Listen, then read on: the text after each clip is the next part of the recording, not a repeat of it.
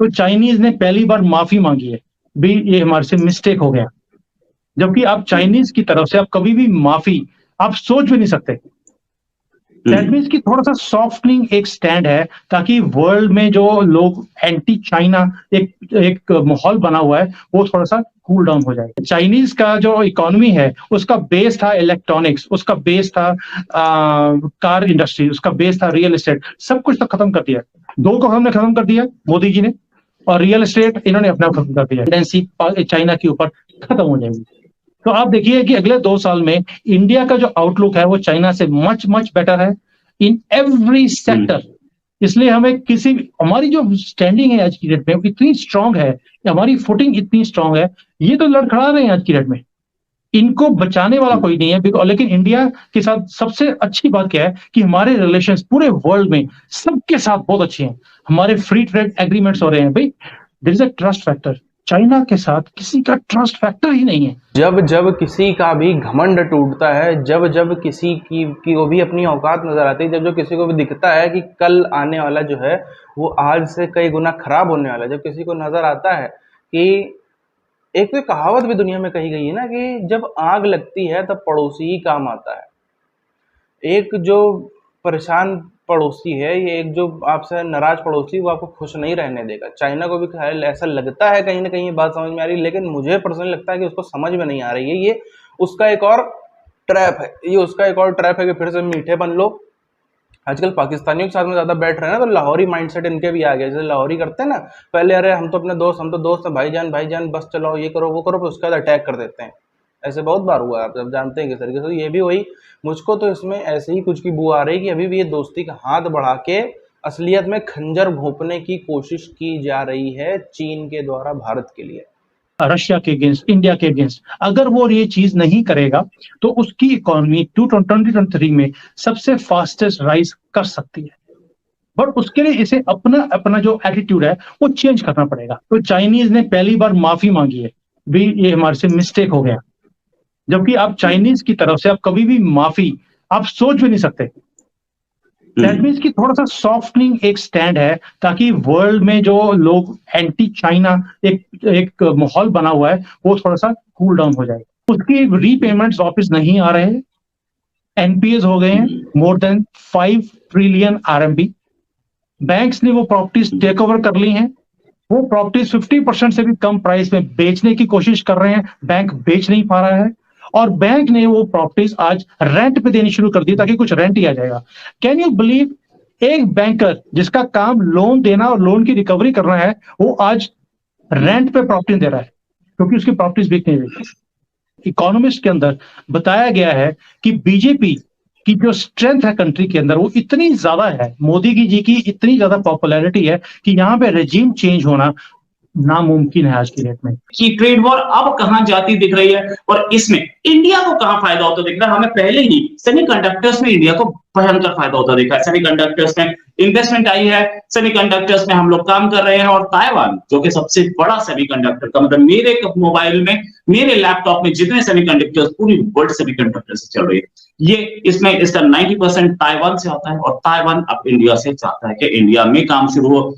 China को छोड़ के और कहां ये राइवलरी हमें दिखेगी। इनकी इकोनॉमी डाउन है और उस इकोनॉमी को ऊपर करने के लिए सबका साथ, जैसे मोदी जी बोलते हैं सबका साथ सबका विकास, वो वाला चीज अब इनको भी समझ आनी शुरू हो गई है कि ये एक फॉर्मूला है आगे बढ़ने के लिए। तो चाइना और इंडिया जॉइंट वेंचर इज चिंडिया, जिसके अंदर सॉफ्टवेयर हमारा पूरी दुनिया में, हार्डवेयर आप बनाते हो, लड़ाई की जरूरत ही नहीं है भाई, आप जॉइंटली काम करो ना। आप हार्डवेयर बनाते रहो, हम सॉफ्टवेयर बनाते रहते, इसको जॉइंटली काम करते हैं। And so now electronic companies एक एक करके शिफ्ट हो रही है इंडिया में। आप बिलीव करेंगे कि मुझे अभी पता लगा है इस एक्सपो में कि 2014 से पहले इंडिया में जो मोबाइल फोन्स थे 99% इंपोर्ट होते थे। आज 2023 में 99% मोबाइल्स इंडिया में बनते हैं और अब हम एक्सपोर्ट कर रहे हैं। और ये मुझे इंडियन किसी मीडिया से पता नहीं लगा, ये मुझे चाइनीज वाला ने बताया मुझे कि यार हमारा इतना बड़ा मार्केट था, आपके मोदी जी ने सब कुछ खत्म कर दिया हमारा। ये इकोनॉमिस्ट की तरफ से, जो इकोनॉमिस्ट ने एशिया के ऊपर एक रिपोर्ट डाली है 2023 की, उसके अंदर उन्होंने ये सारी बातों को कवर किया हुआ है जिसमें इंडिया भी आता है, चाइना भी आता है, थाईलैंड, मलेशिया, ये सारी कंट्रीज आती हैं। उसके अंदर उन्होंने मेंशन किया हुआ है कि चाइना अगर अपना एटीट्यूड सही रखेगा, एटीट्यूड मींस अगर वो अपने आसपास के जितने भी कंट्रीज हैं उसके साथ राइवलरी, जो उसने एक स्ट्रेंथ की पोजीशन बनाई हुई थी ताइवान के अगेंस्ट, जापान के अगेंस्ट। भारत के आगे आज बड़े बड़े शक्तिशाली देश नतमस्तक हैं, क्योंकि आज भारत के खजाने ने दुनिया में तांडव मचा रखा है। इन सब के पीछे जो सबसे बड़ी बात सामने निकल कर आई है वो है निवेश। और अब सेमीकंडक्टर की मैन्युफैक्चरिंग कंपनी फॉक्सकॉन आजकल खूब सुर्खियों में है। कभी फॉक्सकॉन की वेदांता के साथ डील के टूटने की खबर सुर्खियां बटोरती है, तो कभी कुछ और। लेकिन अब फॉक्सकॉन ने बड़ा हाथ मार लिया है। सरहद की निगरानी के लिए भारत तैयार कर रहा है ड्रोन आर्मी। तकनीक और सुरक्षा का ऐसा चक्रव्यूह जिसे भेद पाना दुश्मन के लिए असंभव होगा।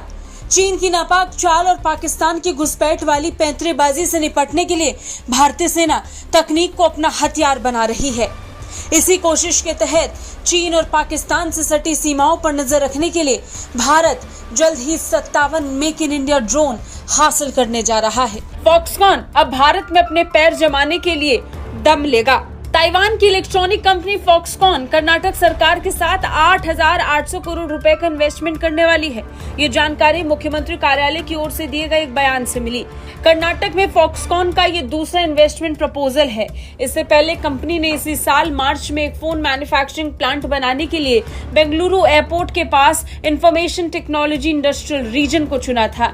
भारतीय रक्षा बलों की ओर से संयुक्त रूप से किए गए अध्ययन में जमीनी और समुद्री सीमाओं की रक्षा के लिए मध्य ऊंचाई तक की निगरानी करने के लिए ऐसे ड्रोन की जरूरत महसूस की गई। और अब इस योजना के जल्द अमल में आने की पूरी संभावना है। इन ड्रोन के आने से भारतीय वायुसेना को काफी मदद मिलेगी। 97 में से 40 ड्रोन भारतीय सेना को सुपुर्द किए जाने की संभावना है। इस बैठक में देवनहली में ITIR क्षेत्र में एक और सप्लीमेंट्री प्लांट बनाने के प्रस्ताव पर चर्चा हुई। बयान में कहा गया कि फोन के लिए जरूरी मैकेनिकल कंपोनेंट के बजाय कंपनी स्क्रीन और आउटर कवर मैन्युफैक्चर करेगी।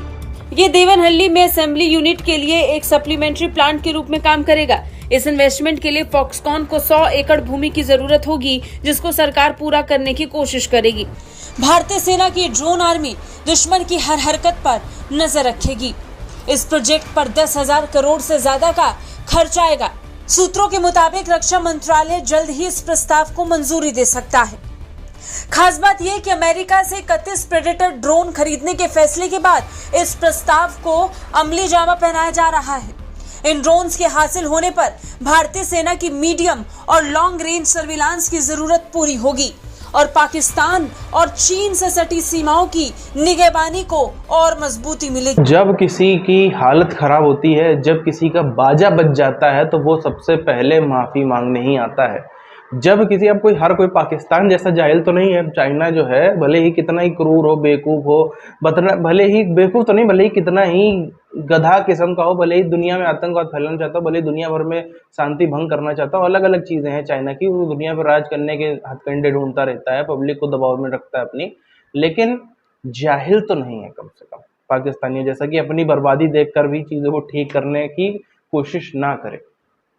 अब हम बात करें तो पाकिस्तानियों से के साथ में रह रहकर में थोड़ा बहुत तो खैर असर आया है, और पाकिस्तानियों का जो बैड लक है, जो पाकिस्तानियों की मनुसियत है, पनौतीपना है, वो इन्होंने अपने पास बुला लिया। अच्छा, अब देखो, जब से अमेरिका पाकिस्तानियों के साथ लगने लगा था, उसका ग्राफ जो है थोड़ा थोड़ा नीचे जाना चालू हो। जब से आप देखो, जिसने पाकिस्तानी को साथ छोड़ दिया वो निकल गया आगे, और जिसने साथ नहीं छोड़ा वो वहीं रह गया। अब देखो, भारत ने साथ छोड़ा पाकिस्तान का, भारत आगे निकल गया। बांग्लादेश ने छोड़ा, बांग्लादेश पाकिस्तान से आगे निकल गया।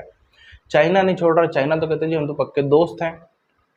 पक्के दोस्त है तो अपने वही पनौती आपके यहाँ भी आ रही है, वही जो बैड लक है। ये कौम ऐसी है कि दिन रात ये धुआं इस प्रकार की पड़ती है कि नेगेटिव वाइब्स जनरेट करती है पाकिस्तानी कौम, और वही इतना जो नकारात्मक माहौल बन गया पाकिस्तान में, ये खुद का इनका बुलाया हुआ है। इन्हीं सब चीज़ों के चलते कहा जाता है बार बार कि इस कौम के पास में बर्बादी के अलावा, तबाही के अलावा, सब कुछ नष्ट हो जाने के अलावा और कुछ भी रास्ता नजर आता हुआ हमको दिखता ही नहीं है कहीं से भी। अभी भी आप देखो, अभी तो चाइना की शुरुआत है, अभी भी जिस तरीके से चाइना के ऊपर शिकंजा कसा जा रहा है, चाइना का जो मुख्य रीढ़ की हड्डी उसका व्यापार उसको तोड़ा जा रहा है, ये और बिखरेगा अभी जाके।